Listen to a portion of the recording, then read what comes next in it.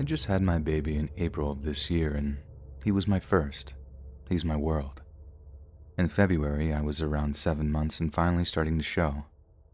I was a late shower, so the 7th-month mark was finally the point where you could say with certainty that I was pregnant if you saw me in passing.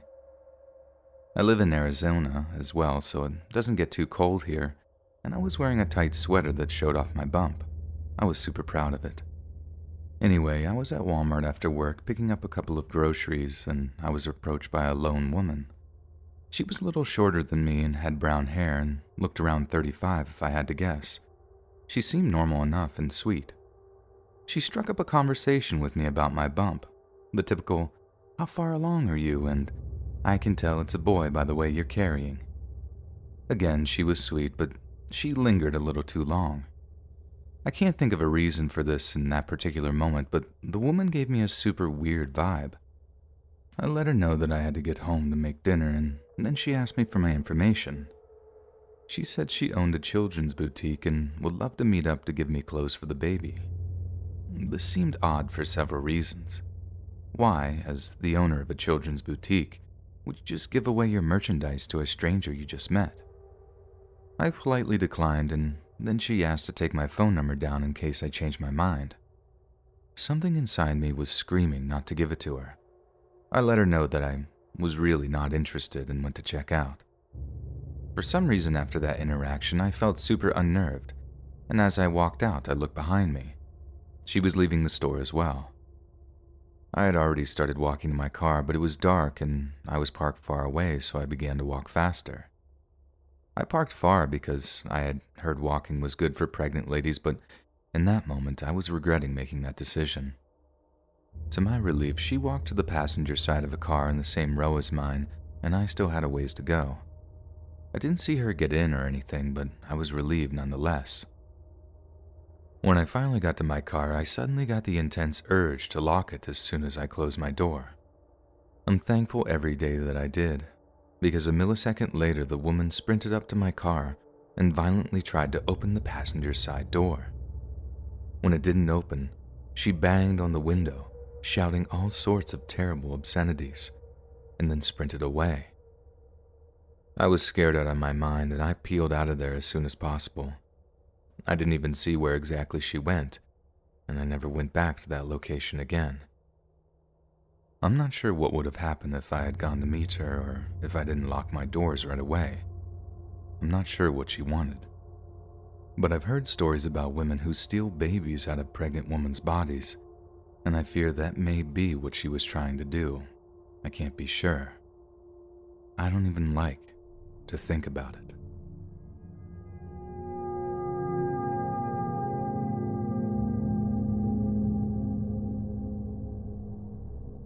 Years ago, I moved to follow my boyfriend and to do a PhD in his country. I won't name the place, but it's an across-the-ocean type of deal. At first, I was very excited. It was a wonderful adventure. Until it wasn't. It's hard to describe the complexity of what I felt. I felt alone, misunderstood, far from my family and friends, and even though my boyfriend is wonderful, I really felt the weight of not finding any human connection. This could explain why I acted so weird and disconnected from reality in the following story. I'm also a very naive woman, and I like to see the best in people around me. This has been problematic more than a few times, but this story is maybe the worst example of where this candid attitude got me. My boyfriend and I are into BDSM. We do it alone, on our own, and don't participate in events or anything like that. I do have an account on a website that hosts that kind of stuff. I go there to find new ideas for our sessions, and I sometimes but rarely post pictures. No face, no tattoos, and I often wear wigs. I get contacted by interested doms once in a while, even though I clearly state I'm not free. Usually they send copy-paste messages, so I just try to ignore them. Once in a while, though, I'd get a more personal message and make an effort to answer that I'm not interested and that I'm in a relationship. This is how my discussion with Nick started. He didn't approach me with a, "Will you be my sub?" but with curiosity of how I got into this, stating he was quite new to the domain and was interested in understanding the way of life, so I gladly explained. Explanations turned into discussions. He told me he was in the police and that he investigated drug cartels. He also told me he was married and that he had kids. Interestingly, we had a lot of hobbies in common. A lot. I won't go into details about those hobbies, but they're kind of specific. Feeling very lonely, combined with the fact that I felt I could trust him because he was married and had kids, I accepted his invitation to start texting on WhatsApp. I want to be clear, my boyfriend knew about this from day one. Plus, we had been talking on this website for almost 3 months before switching to WhatsApp. He was very friendly and interested in my day-to-day life. He'd share pictures of his kids and of investigations he was working on. This went on for another 3 months, then one day, he told me he had to interview a suspect close to the town where I lived and asked if we could meet for coffee. I agreed and we met for the first time. Before anyone panics, my boyfriend was hiking with friends for a few weeks. I texted him, but he didn't have signal. Plus, we have a very trusting relationship. He has a lot of girlfriends, and back in my country, I hung out with a lot of boys, and this wasn't weird for us. And back to this first encounter, it felt as if we had known each other for years. We had a great time from the beginning, and I was so happy I'd found a friend far from my country. He knew I loved reading thrillers and enjoyed murder investigation videos, so he showed me his gear: handcuffs, sampling kits for small investigations, other restraints, etc. It didn't feel weird at the moment, but afterwards, I kind of understood this could have been a way for him to show off what he could do. However, as the night went on, after grabbing drinks from a nearby bar, he forced me against a wall and kissed me. I was shocked, really, and barely managed to push him off me. I told him it was inappropriate, that he was married and that I was in a relationship. He was really sorry and felt ashamed. He told me he felt that there was something between us, and I was like, yeah, it's called friendship. I was disappointed and we parted ways. Days later, after he apologized over and over again, he called me to meet up. He wanted to take me for a ride in his hometown. It's a pretty safe place. He's got a bike and he wants me to enjoy the scenery in this country I barely knew. And I agreed. It's his hometown. He works there. He lives there with his wife and kids. Surely I'll be safe. In short, I wasn't. Again, he kissed me, tried to push for more, and in the middle of a park where he brought his children to play on weekends. So I told him to bring me back to the bus station so I could leave. He did, and then proceeded to tell me a story about how he had recently got a drug seller out of hiding by modifying text messages sent by his girlfriend. He basically made me believe that she was cheating on him to get him to confront her and then arresting him. I don't know if it's true. I don't know if it's possible. Due to what had just happened, what I heard was, I can make your boyfriend believe you're cheating on him. And my boyfriend was still on his hike by that time. We did talk once every few days, and I told him everything from the moment he had some cell signal. Meanwhile, I was confronting Nick about that. His behavior was really strange as he went from, I'm sorry, I think I'm in love with you, to, if you tell the cops, who do you think they'll believe? Their colleague or an immigrant? I got scared and tried to cool things down with him. I just felt he could go crazy at any moment. He clearly wasn't used to girls refusing him. At that point, I thought it would be safer for me and my boyfriend to maintain contact with Nick, albeit with less enthusiasm than before. But after understanding how obsessed he was, I blocked him from all platforms where I knew he had an account. But he found me. He sent me my address, asking if I loved living in that particular part of town. I never gave him my address. Guess he could pull some strings at the station to get my info. He even came to visit me at my job. I was so scared I just played it as if though everything was okay. I told him my boyfriend wanted me to cut ties with him because he was angry about what had happened, which was true, but I also wanted him out of my life.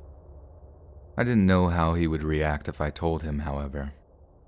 Nick insisted that I loved him, that I could be his mistress, and that my boyfriend didn't have to know. He was obsessed with me, and he didn't hide it anymore. He told me that he wanted to do things to me. how we'd be a great couple, how he'd father our kids. He went from "I'll be husband" material to "I'll assault you" in a matter of seconds. I refused again and again, blocking him, changing my accounts. I got scared when I got calls from unknown numbers. I was terrified when I saw anyone slowing down on a motorcycle close to my apartment. I was wary of going outside and going to my job.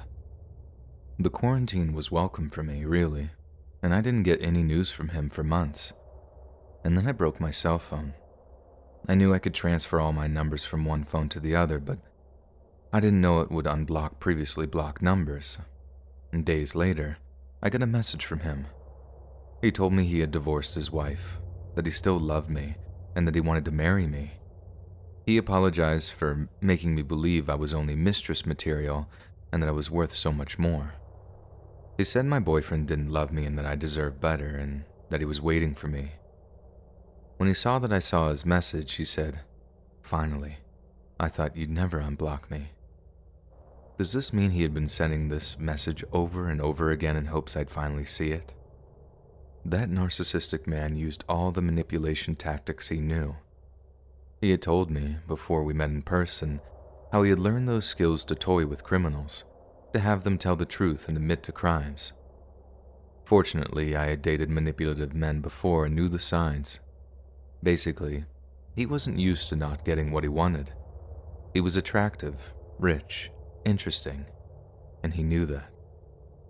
I blocked him again and we moved a few months later. I just hope he doesn't get his hand on this information. I believe Nick's last move was trying to hack into my Instagram account as I got a notification that someone from his hometown had tried to connect to my account. I just hope that we never meet again.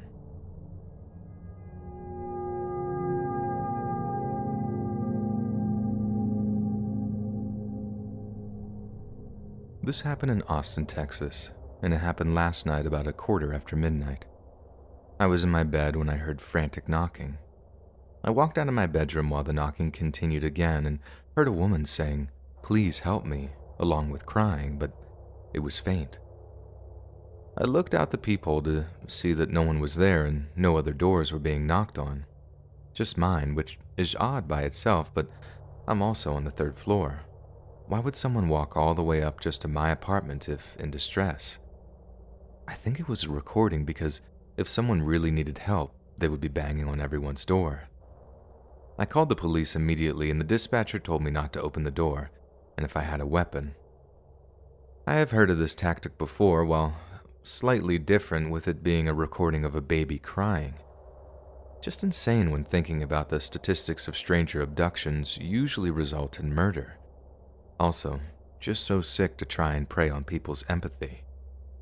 Police drove by. I saw them using their spotlight to look through the complex, but as of now, I have no idea if anyone was found or by chance someone was hurt if they found her.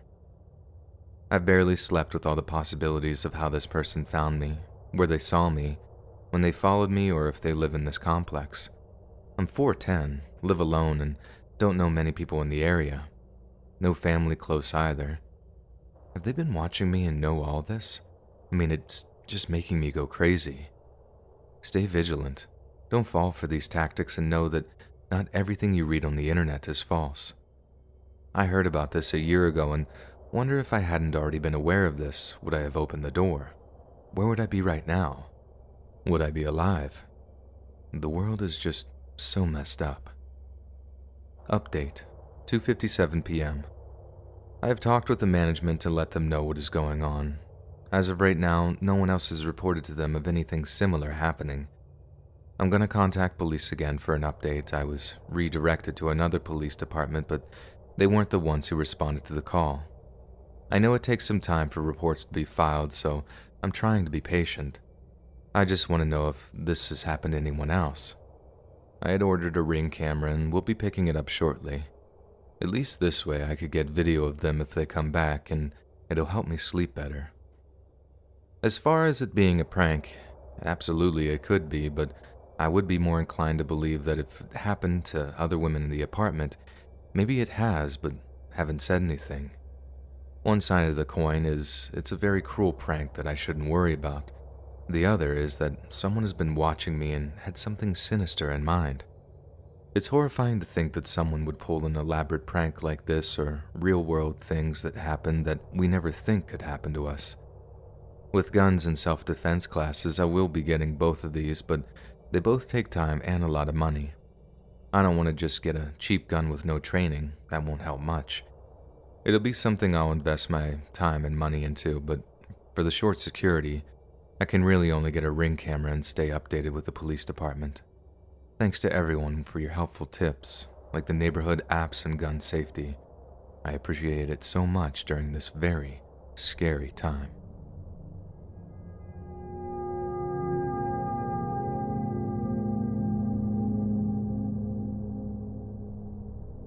Back when I was in college and finally got my own car, my usual Friday nights were taking my cousins and my brother to my old high school's football games since we were all fans of the sport. The games would usually end by 9:30 in the evening, and after we got done with our late-night fast food joint runs, the time would be about 10:30. When I drop someone off at their house, regardless of what time of the day it is or how much of a rush I am to go somewhere, I always make sure to sit in my car to wait until I see them enter their house. My mom and dad were the ones who always engraved this in my head because doing this ensured that they actually got home safely. My mom's fears were that they didn't have a key to get inside and that they were locked out of their own home. And far worse, there was someone menacingly hiding behind the bushes or against the wall far out of our sight. So the time was around 10:30 and I pulled up to my last cousin's house. The passenger side of my car that my cousin is sitting in is facing directly in front of his house's driveway. So as my cousin is gathering his stuff, I glance over to my aunt's house to see if there's anything or anyone around. That's when I see my uncle is underneath my aunt's car doing some car work, or as I thought. Before my cousin steps out of the car, I take a closer look and I now know that this man is not my uncle. I pull my cousin back into the car and tell him, "Look, who is that?" He is frightened at seeing this, and I tell him to call his dad and make sure that this isn't him. As he does, I pull the car to the other side of the street just in case things go bad. His dad comes out as fast as he could, as do I, and now he and I are confronting the man underneath my aunt's car. The man is way underneath the car as his legs are the only part of his body that isn't under the car. As it turned out, it was just a homeless man who had had a few drinks as he was slurring his words as we kept on trying to tell him that he needed to leave. I know that the man meant no harm, but I tell this story to people as a cautionary tale on why you should always make sure to scan the area and wait for your family members, friends, or whoever you're dropping off to make sure that they enter their house safely.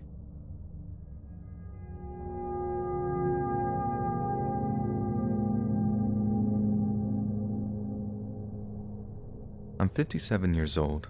This is a memory that never goes away, never fades. In 1986, I stopped in Topeka, Kansas on my way back from working in Yellowstone National Park for the summer.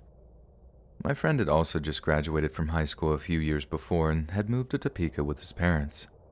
I stayed about a week. His parents invited me to stay an extra day for their family reunion before I headed back home. We drove way out into the country for their family reunion in his old beater car and spent all day with his extended family. In the late afternoon, we made our way back to Topeka in his old beater car with the broken gas gauge. Unfortunately, we ran out of gas. He said we were probably 6 to 7 miles from the nearest gas station. This was pre-cell phone. We were trying to figure out what to do when suddenly a van with no windows pulls over and asks if we need help. When you're young, you think these things just miraculously happen for you. When you're older, you know better. We tell him we ran out of gas. A friendly enough man offers to take us to the nearest gas station. We get in the van to discover that there's a total of 3 men in the vehicle. There are no seats in the back. We're just sitting on the floor in what appears to be a work-type beat-up older model white van when we clearly hear the men discussing doing us harm. The driver says he knows a good place to go. The older man in the passenger seat, eyeing me, agrees he's in and nods in approval. Only one man sitting nearest us says he's not in and doesn't want to be involved in this at all. That he's got a baby now and he's not cool with this. That he doesn't want any part of it. The driver and passenger seat riders said something under their breaths I couldn't hear. There was an angry silence while the driver thought this over. In my mind, I prayed one word: help. My mind felt like I was stuttering thoughts. Part of me was in denial, another part in shock. Fear hadn't even set in yet, just like a jolt to the system of an unreal horror happening to someone else because an hour ago I was completely safe without a care in the world. And now the absurd idea of someone doing absolutely horrendous things to me. I was acutely aware of this now, and leaving us somewhere nobody would find us. Those things were flipping through my mind. Have you ever been in Kansas? Lots of lonely, God-forsaken, desolate roads to nowhere. If, at this point, the third guy changed his mind or simply said to just let him out first, I wouldn't be sharing this with you right now. They stopped talking to each other. They had never spoken to us at all from the moment we entered the van. My friend and I didn't speak to each other. We barely looked at each other. We were afraid. I could hear the clanging, rattle, trap van noises and the tires on the road. I saw my friend flexing as if to warn he would fight to defend himself, while they were discussing where they would take us. Everything felt surreal. But the guy in the back, that guy said no. And just like that, the driver pulled over and the guy in the back opened up the side door and let us out, and it was over. The air smelled somehow fragile and tainted. The ground looked different, like I couldn't quite trust it. My friend looked as shaken as I felt. We had survived a close encounter with shark-like predators, the blackest, darkest evil. I looked at the gas station in the late afternoon, waning sunset just before dark. That gas station had transformed itself into a beacon of shining light, a safe haven of shelter and safety, and I knew once we got into the gas station that there was no way I could walk back to the car. The white van with no windows pulled away from us, and it all still felt so surreal. Like even looking at it might give it the power to suck us back up into its vacuum of ill intent. Today I can still see that van pulling away, a sort of mirage from a nightmare that had crossed over into my waking reality.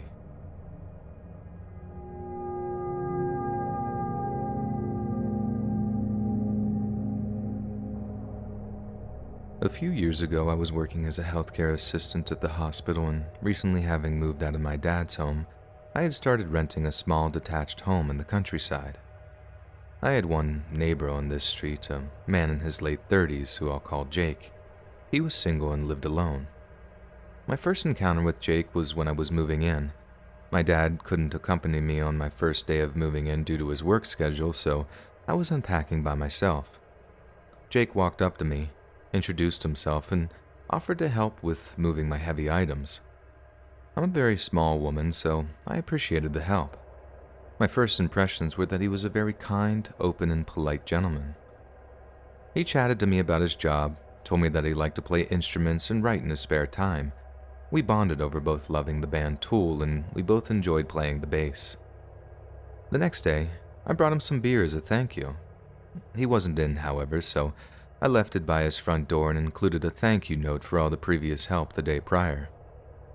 Over the next few weeks, as I settled in, Jake would pop by. We'd chat about music, discuss shared hobbies, drink beer, and occasionally even watch movies together.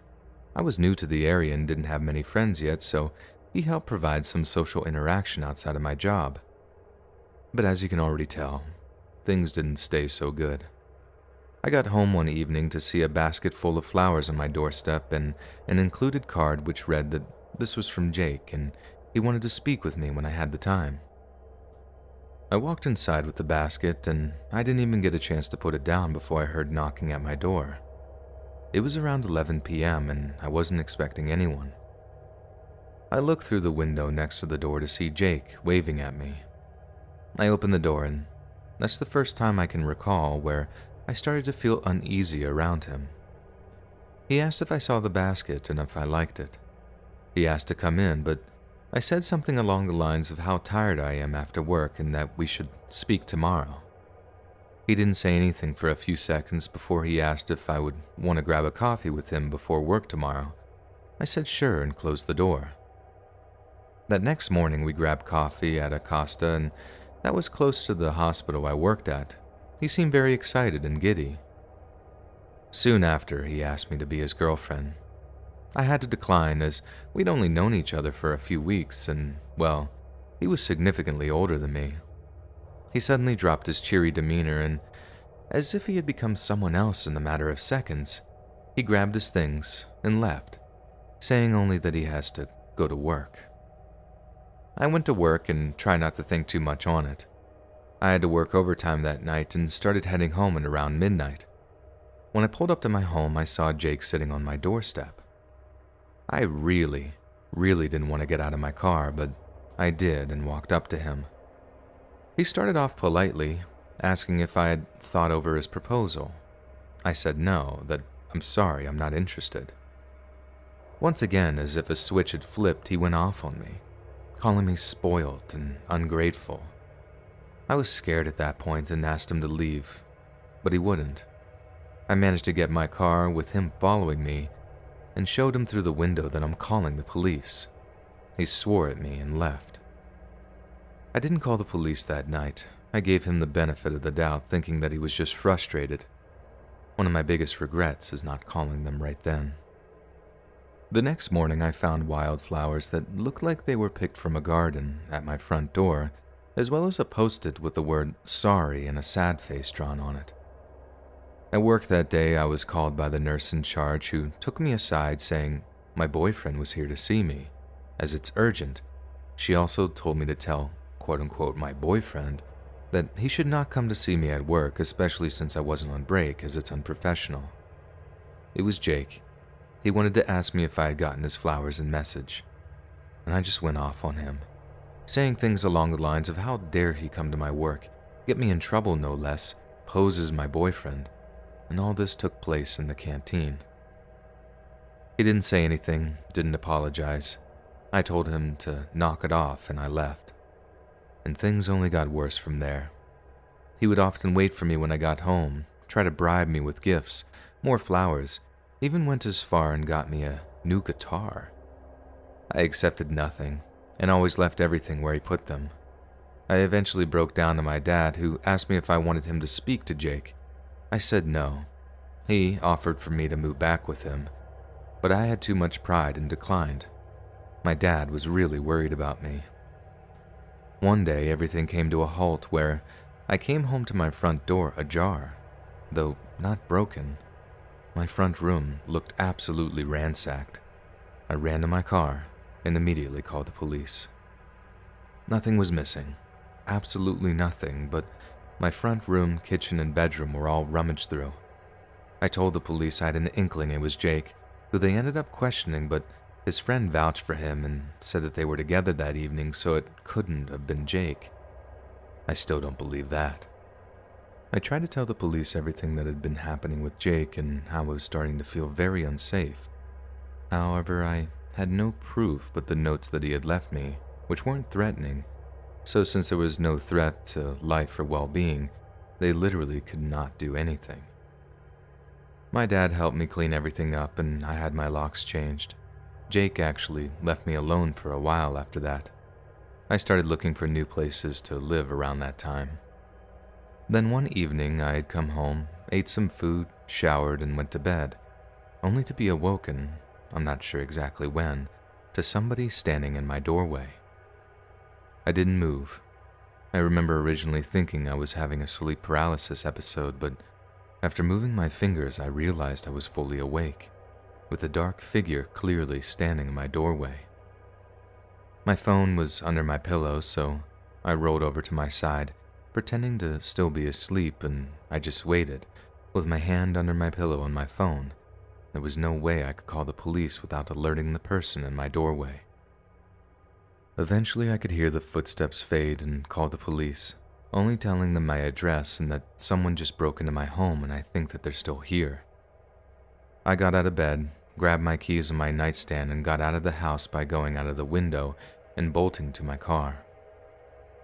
I had on a tank top and shorts. I didn't even have shoes on, which made driving horrible. I saw him then when I was pulling out, standing in the kitchen through the window. It was Jake. I had a small essential oil diffuser next to the window that shined enough light to be able to tell who the figure was. I drove as I spoke to the police. I remember just completely detaching from reality. At least that's what it felt like. I drove to my dad's house. After looking over my house, the police drove to my dad's home where I was. I told them everything about Jake, how he's been following me, coming to my work, waiting for me when I got home, and now I was 100% sure that he broke into my home and was planning to do God knows what. I was told that they found my front door locked when I got there and went to knock on Jake's door. He answered and looked as if though he had just woken up. They asked him some questions and left him alone. It is so unimaginably hard to prove that you're being stalked in the UK.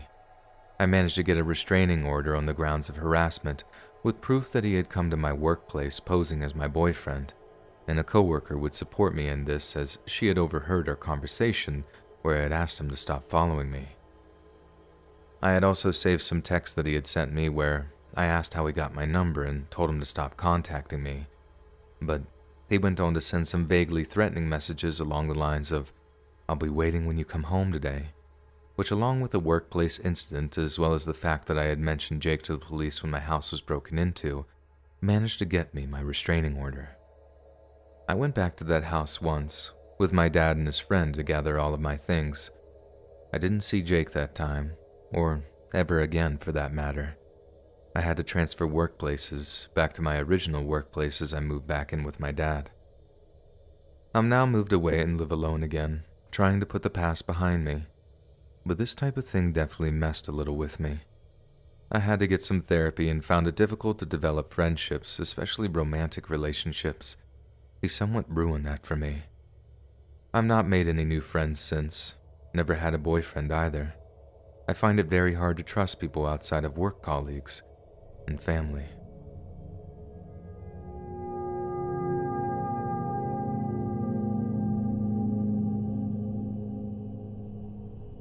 This happened to my best friend about a year ago. We were both 18 at the time. My friend and I are female and both about 5'3" and 110 to 115 pounds, so we're kind of easy targets. My friend and I went to the lake one day with a group of friends. We were hanging on the beach playing cornhole and listening to music. After a few hours, my friend had to leave because she had work. I asked her if she wanted me to walk her to her car, and she said no. A few minutes later, she called me, and this is the story she told me. She got to her car with no issue. Before she left, she was sitting on her phone when she heard a knock on her driver's side window. Some white trash middle-aged woman was standing right outside of her car asking her to roll down her window. My friend was a little startled, so she cracked her window slightly and asked the woman, "Can I help you?" The woman then told her that she needed help with her car and had jumper cables, and asked if my friend could walk with her to her car and give her a hand. Of course, my friend told her she wouldn't be much help as she's not strong enough and didn't know much about cars. The woman begged her to help and said, "My car is just right through those trees," and pointed to an area that was completely empty. There was no car. My friend told her that she needed to go because she was going to be late for work. The woman put her hand on my friend's window and aggressively said, "No, you need to come with me." My friend then threw her car in reverse and gunned it out of the parking lot. As she was driving away, she looked in the direction of where the lady pointed and saw a large man hiding behind one of the trees. We suspected the woman was trying to lure my friend out there so the man could grab her. They were most likely part of a team of traffickers. I've heard many people say that they use women to go up to girls because they are less sketchy. We have went to that lake several times after and have never experienced anything like that again. Stay safe out there. I hope my friend and I never come in contact with that woman again.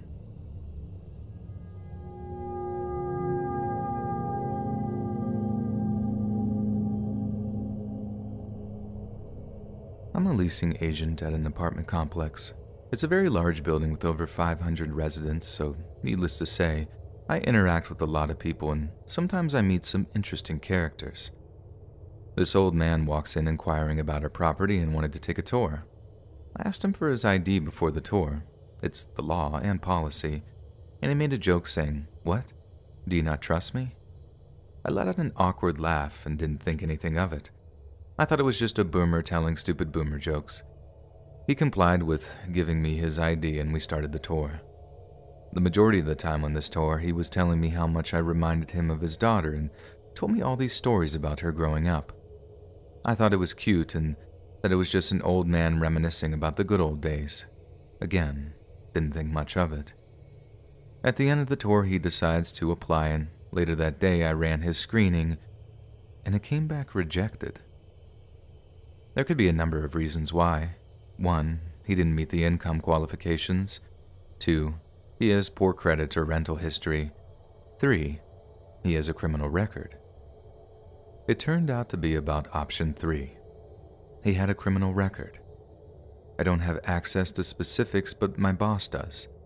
I tell her about him and saying how he didn't give me bad vibes at all, and maybe it was for minor offenses, but regardless, you can never judge a book by its cover. My boss was intrigued, so he was able to pull up the police reports. He was arrested in the 80s and put on an offender list for doing terrible, terrible things to his daughter.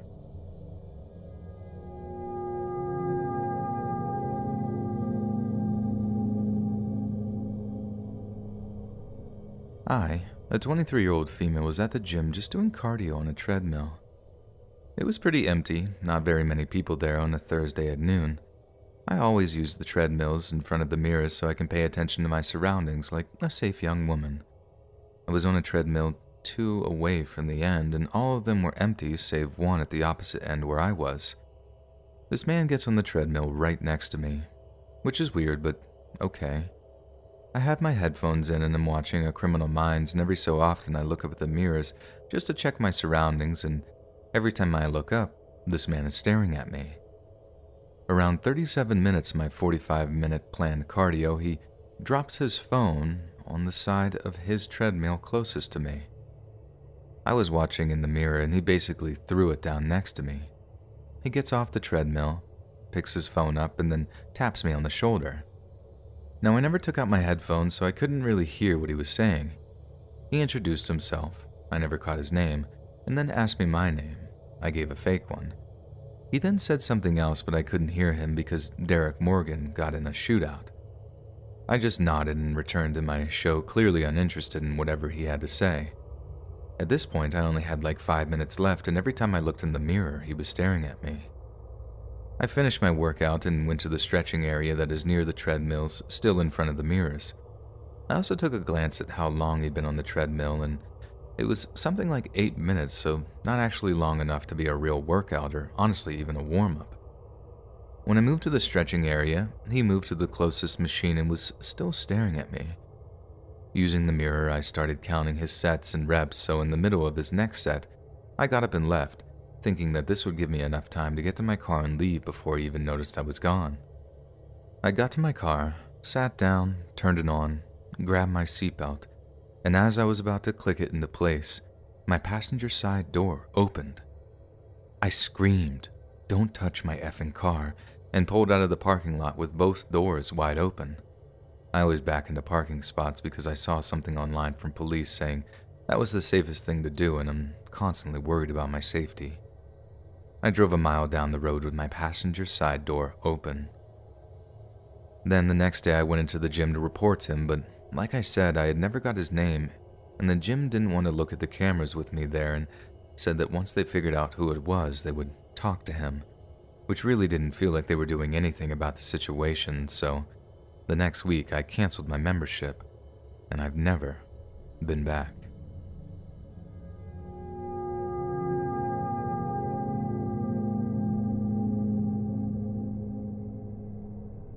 I was backing up the photos on my phone today, and I found some which I took the day of the incident. I gave it some thought and decided, why not share it on here, being anonymous and all that. Maybe this can even serve as a PSA of sorts, always trusting your gut feeling. Last year I was living by myself at the time before my partner and I moved in together. For some background, my partner used to work very hectic shifts. Sometimes he finished at 5 p.m., sometimes 6, sometimes 9 p.m., and he would let me know that he'd be dropping by that day, though he usually wouldn't be able to give me a time, but at least I knew that he'd be coming by. It was around 8 p.m. and I was upstairs in the bedroom working on an embroidery project. I had my AirPods in, so wasn't too aware of what was going on around me. I remember feeling the bed rattle since my bedroom was right above the front door, so whenever someone closed the door, seeing as it was very old and heavy, it always rattled my bed frame, and this would usually indicate my partner has arrived. I didn't immediately go downstairs to greet him, as I really wanted to finish off the piece of embroidery that I was working on. It was about 5 minutes before I took out my AirPods and proceeded to make my way out of my bedroom and onto the stair landing. I was about to call out for him when I realized he didn't leave his work jacket or work boots in the entry. He knew full well that I don't like shoes, especially work boots, all over my carpeted floors. I assumed I must have imagined feeling the bed shake. I went back into my bedroom and was about to put my AirPods back in when I very distinctly heard a big crash come from downstairs. It sounded like something very heavy was dropped. I freaked out and called my boyfriend's name down from my bedroom doorway. I got no reply, but I sure started feeling heavy boots pacing toward the entryway. My gut feeling that something here was very wrong. I turned and grabbed my phone from the bed and bolted to the bathroom, which was the only room in the house with a lock. I called the police as I started hearing those same heavy footsteps make their way up the stairs. I've never, ever been scared of those creaking sounds coming from the stairs, but it was different then. At the time, it felt as if though I've never heard a scarier sound. As I was on the phone with the police, the only thing I could tell the lady on the phone was my address over and over again. I was more focused on how I was going to get out of there. I wasn't going to wait and see what would happen or who this person was, so I flung open my small bedroom window and feet first slid down onto the lower roof. My adrenaline was so high, I had to momentarily put my phone into my bra, as I had no pockets and needed both of my hands.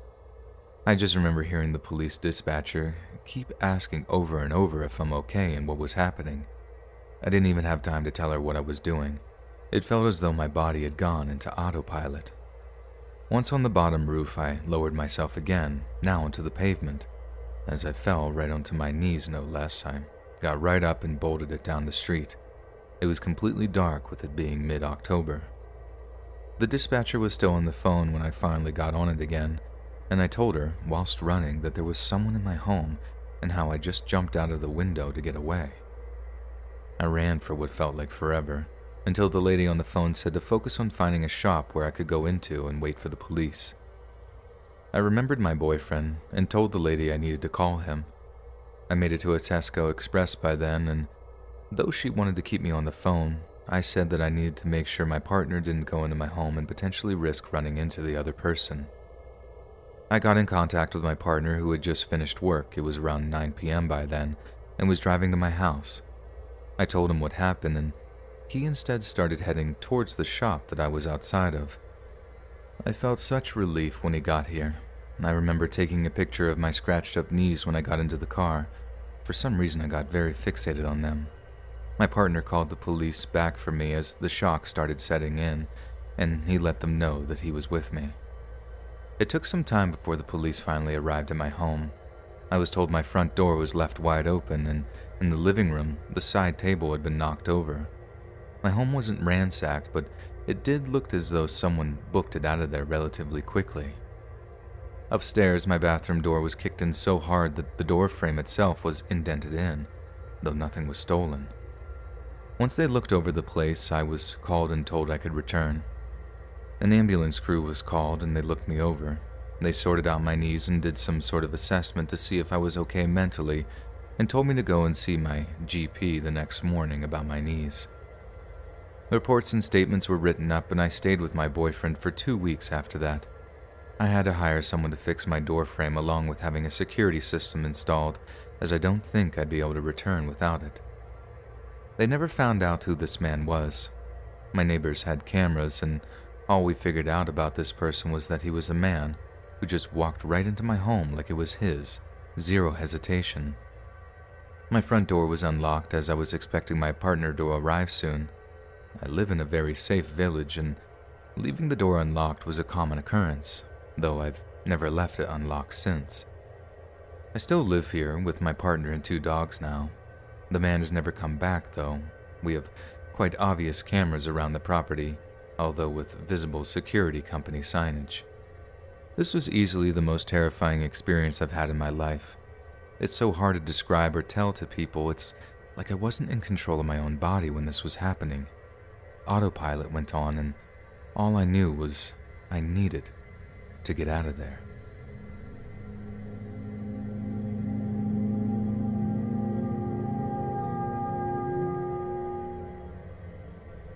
Jay is a very close friend of mine since my early college days. In 2006, he moved to a nearby city to work as a director of photography for a large advertising agency. The following events took place a little over a month after he moved into his new house, when he called me very early one morning to ask me a technical question. To clarify, I've always been my friend's go-to guy for everything that blinks and beeps, so the subject of his call wasn't odd, but the time was. His question was about installing surveillance cameras in his house, so when I asked him what it's about, he mumbled about being fed up and going insane, and then abruptly said, "You know what? Never mind. I'll call you later," and hung up. Not having had my coffee yet, it was hard for me to process what he'd just said, so I got up, had my fix, and called him back. He was reluctant to share with me why he wanted to install cameras inside his small house, but I told him I'd help him out anyway. I sent him a few links of some wireless cameras that day, and explained in my email how easy it was to install and configure them.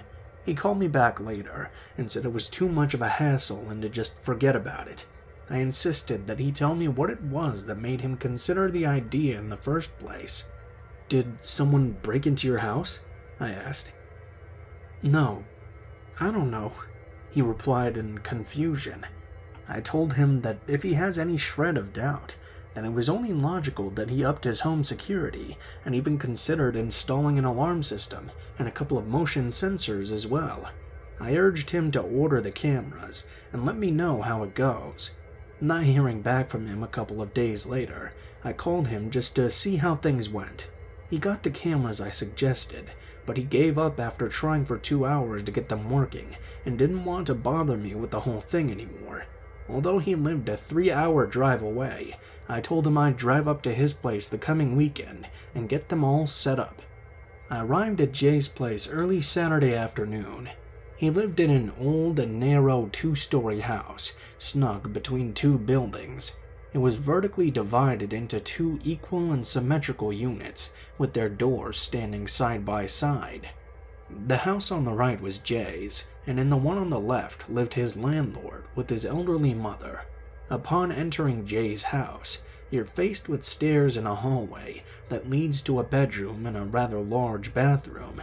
On the right is a living area connected to a small open kitchen. The upper floor has 2 other bedrooms, but no bathroom. All in all, it was a charming and cozy house in a relatively safe neighborhood, and apparently quite a catch. There were 2 girls in their late 20s living there as well, whom he knew from work, and they were nice enough to let him stay with them for 2 weeks before they moved out when their lease was up. He gave me the tour of the house that was so old that the floorboards creaked whenever his neighbors next door walked around, and the windows whistled at the slightest breeze. The wall that separates the 2 houses was so thin, he could hear the middle-aged landlord quarreling with his mother as if they were sitting with him in the room. He showed me his bedroom on the upper floor, and was complaining that he had to go downstairs every time he needed to go to the bathroom in the middle of the night. I asked him then, why not move to the bedroom downstairs that not only had the bathroom right next to it, but was also much bigger and had been vacant for more than 3 weeks now. And that's when he paused, and started telling me of an odd series of occurrences that defied explanation. The first time he noticed these events was when he found that some of his things had been moved around the house. At first, he thought it was one of his roommates, but once they left, he blamed himself for being absent-minded. But when one day he looked everywhere in his room for his shoes, he later found them downstairs by the entrance door, and after that he started to pay closer attention. He would get home after work and find an open drawer in the kitchen, the TV unplugged, or wake up in the morning and find one of the couch cushions on the kitchen stool, or one of his coffee table books by the windowsill. Nothing went missing though, and although he changed the locks the day the girls moved out, he went and changed them again, but that still didn't stop the events. The whole thing didn't disturb him much, until the soap incident. His previous roommates had left behind a bar of soap, the smell of which he couldn't stand, so he chucked it in the medicine cabinet and got a new liquid soap dispenser that didn't smell quite so girly and herbal. The next morning, to his astonishment, he found the bar of soap back in the soap holder and the liquid soap by the bathtub. He was baffled. He thought he was losing his mind. What made him freak out, though, is the night before he called me very early, when he went downstairs to the bathroom around 2 a.m. Although he's a man's man, he admitted that at night he likes to take a leak while sitting down. He also keeps the bathroom lights off so as not to disrupt his sleepiness and to be able to go back to sleep quicker. I chuckled, but he went on to say that as he was reaching for the toilet seat in the dark, he noticed that it was already down. He didn't think too much of it, but as soon as he sat down, he jolted back up to his feet because the toilet seat was still warm. He quickly turned on the light and took a frantic look around, but couldn't find anyone. He then noticed that the toilet wasn't flushed. He stood there terrified. Was it him? If it was him, then why couldn't he remember? And how come the seat was still warm on such an extremely cold night? He couldn't sleep at all that night. He sat in bed, wondering if he was losing it.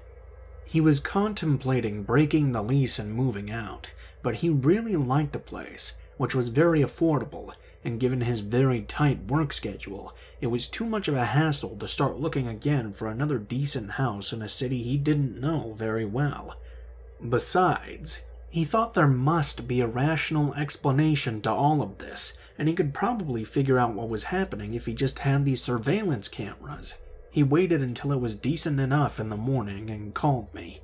I was attentively listening to him, recounting all these spooky events, and I was now even more determined to install those cameras and get to the bottom of it, but he just kept refusing. "It's one of three things," he said. "It's either me, some paranormal stuff, or an intruder. In either case, I'd rather not find out. Just the thought of catching something on camera terrorizes me to the core." Not wanting to be pushy, I suggested, how about we install them outside the house instead? We set up one camera over his front door facing the street, and another outside his bedroom window facing the backyard. This way, if anyone happened to be getting into the house from either side, we'd have a clear view of their point of entry. We also did a full round of the house, and made sure all windows and doors were locked and secure. I left Jay's house feeling frustrated for not having resolved this chilling enigma. I was anxious for a whole week, talking to him every day to make sure he was okay and things weren't escalating. Stuff was still moving around, cabinets opening, lights being turned on, but somehow he managed to ignore it.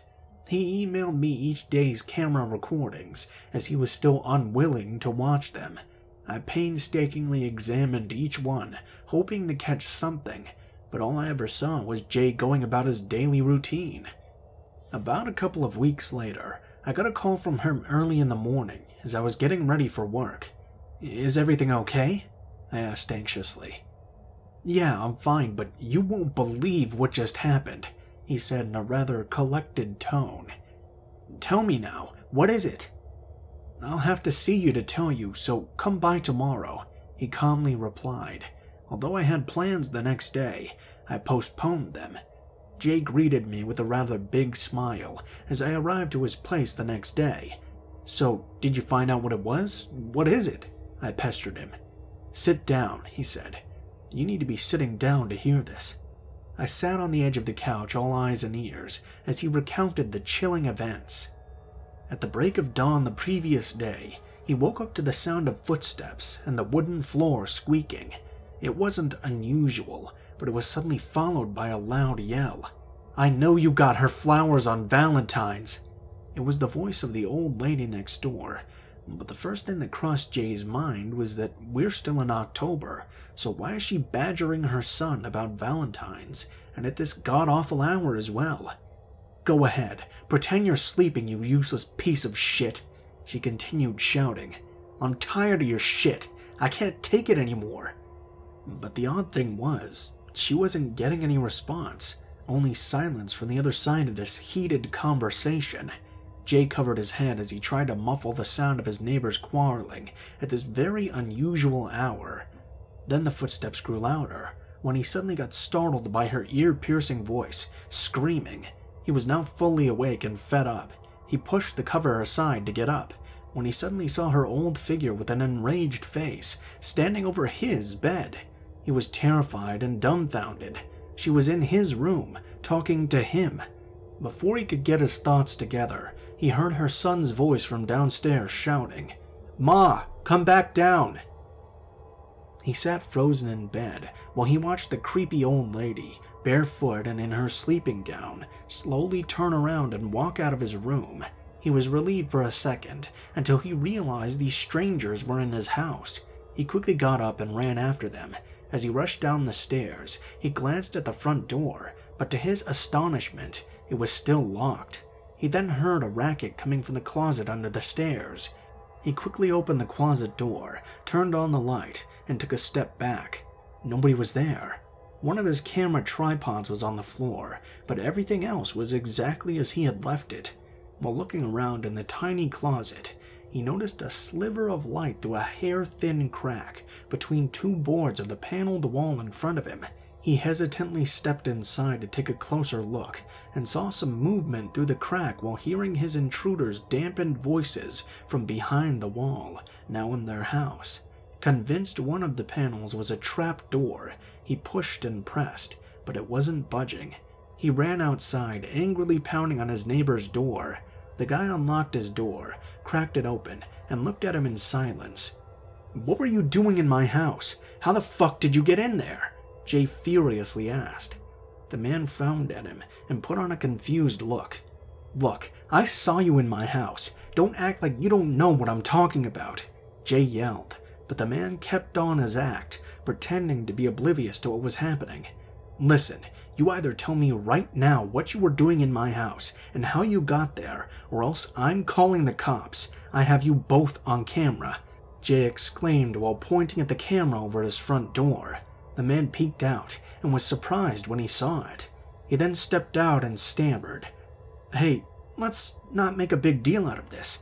My mother's a very old woman and has Alzheimer's and—" But when Jay firmly demanded to know what was going on, the creepy landlord confessed. It turned out the house where Jay was staying used to be the guy's childhood home. His father used to cheat on his mother all the time, and one of his mistresses was their neighbor, whom they rented the house next door. His father used to sneak into her place at night from the closet under the stairs through this secret door. The creep didn't know if the door was already there or if his father built it, but he found out about it one night when he caught his old man sneaking through and followed him. When his father eventually left, they switched houses because the other house was much better maintained and had a bathroom on the upper floor. Then a few years ago, his mother was diagnosed with Alzheimer's and kept wandering in the next-door tenant's house through the backyard door, convinced it was her own. The creep claims that his mother discovered the trapdoor recently and that he caught her only once before wandering into Jay's house at night. Jay and I debated the whole story, but we weren't convinced that the old lady could have discovered such a well-hidden door by herself. We believe the guy had been sneaking into the house to peep on the girls who were living there before, and God knows who before them. His mother must have discovered it while he was on one of his nightly sneaks.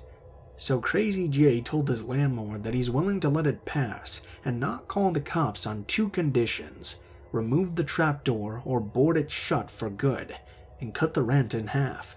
The guy happily obliged, and Jay never had any more incidents for the entire time he lived there. He moved back home 2 years later, but before he left, he warned the new family that was moving in about the boarded trap door and advised them to keep an eye on it and always make sure they lock the closet door. Hey friends, thanks for listening. Click that notification bell to be alerted of all future narrations. I release new ones every Monday, Wednesday, and Friday at 7 p.m. Eastern Time. If you got a story, be sure to submit them to my subreddit, r/LetsReadOfficial, and maybe even hear your story featured on the next video. And if you want to support me even more, grab early access to all future narrations for just $1 a month on Patreon, and maybe even pick up some Let's Read merch on Spreadshirt. And check out the Let's Read podcast, where you can hear all these stories in big compilations and save huge on data. Located anywhere you listen to podcasts. Links in the description below. Thanks so much, friends, and I'll see you again soon.